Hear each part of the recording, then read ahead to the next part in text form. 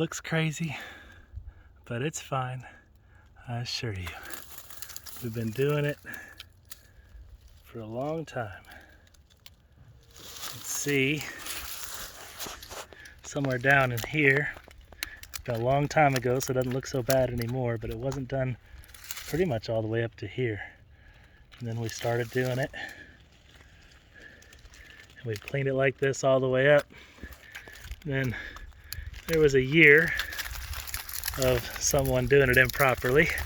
You can see just how awful that would look if that was the whole way down.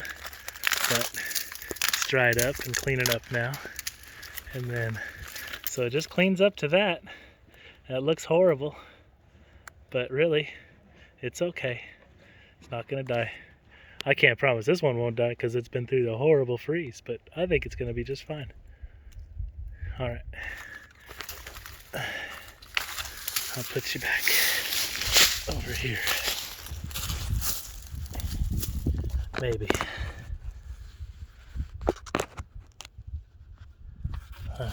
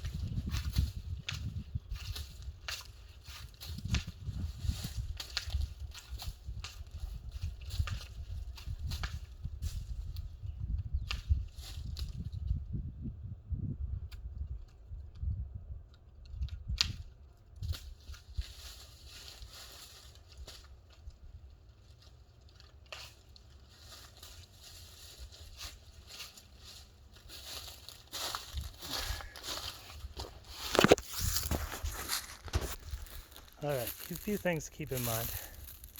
You can do this. I usually don't go this drastic. We usually got some green in the middle. Even if we don't, usually try and let it sit, see what's gonna happen. Something's gonna happen. Well, let's turn you around. Something's gonna happen right out of this. There's only two things that's gonna happen. Either it's gonna put off new fronds, which would be wonderful, or it's going to put off a big ugly bloom. As far as I can tell, there's a male kind of bloom and a female kind of bloom, and they're not attractive. And if it puts on a bloom, this silly thing will just sit there, run off all that energy it's got down there in that, call it a trunk, and it'll just sit there. It won't grow a new frond. Just grow out a bloom, and it'll just be big and ugly most of the summer. At some point, we'll take the bloom off. At some point, it might decide this year to grow some fronds, or it might wait until next year. It doesn't care about how we feel. So that's one thing to consider. Another thing to consider is, ordinarily, I try and leave. You can see how it grows in kind of these stages or seasons maybe. Sometimes it's years, but sometimes we'll get a couple in a year. So we've got a group here, whole ring around, and then we skip a little, and we got another group up here. And usually I try to leave the group just under the new stuff. So leave at least two groups, because if you get too close up into this stuff, when they're nice and big and happy and you come up too close to them, then they'll just fall over. They have no support. This little bit here will act as support. So if this was a big green bush, I would have come in here and just taken this bottom kind of browned out one and left this green. A lot of springs I can get away with that. But this year we had the Texas snowpocalypse and things aren't looking so good, so I didn't think they wanted to stare at what looked like a dead palm all summer long. This is the one I did before, same sort of thing. This one a little bit more distant, so we had one group here, then we skipped a whole lot, then we went to here. Oh, you can see why, because it bloomed.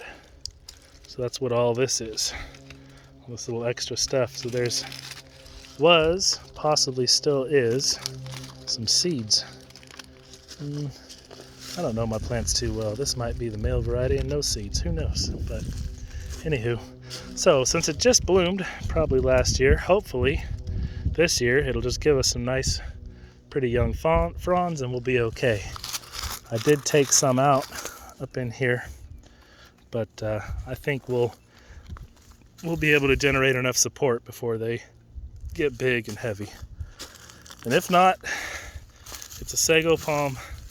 The customer might be upset, but the sago palm don't care. It'll come back. Got one more to do over here. This one, right by his pool. One year I got silly and took every frond off on purpose. And that's when it laughed at me and grew a big round, I guess it's the female kind, grew a big round bloom on top of that thing and just sat there all summer long.